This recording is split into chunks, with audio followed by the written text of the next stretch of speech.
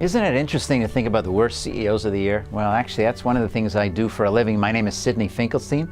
I'm a professor at the Tuck School of Business at Dartmouth College. And over the last 15 years, I have been studying what goes wrong in organizations: failure, disaster, mistakes. I've written several books on the topic, including bestsellers like Why Smart Executives Fail, and Think Again, Why Good Leaders Make Bad Decisions.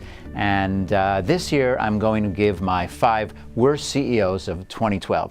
And let's start with number 5. Rodrigo Rato, who is the former CEO of Bankia in Spain. Bankia was formed out of the merger of 7 different banks back in 2010. Mr. Rato himself was the former managing director of the IMF. Before that, the finance minister in Spain. Pretty high-level guy. He becomes the chairman, really the president of the company. And what he does is he touts the stock. He talks about how great the business is. He talks about the potential of the business, and in the process does this in selling literally hundreds of thousands of retail investors, small investors, the stock of the company.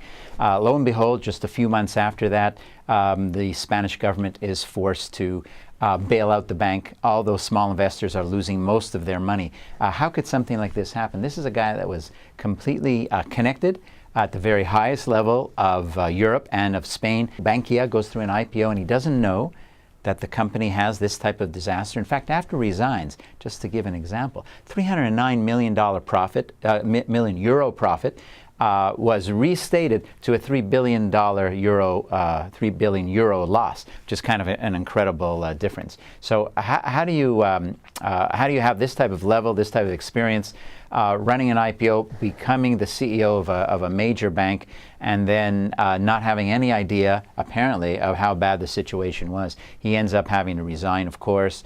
He's now under investigation for fraud by the Spanish authorities, and it's really one of these classic cases of fraud, potentially, or certainly incompetence at a minimum.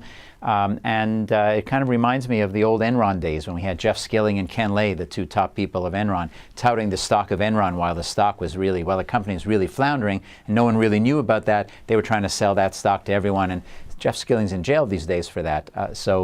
Rodrigo Rato from Spain, someone who definitely should have known better, the number 5 worst CEO of the year.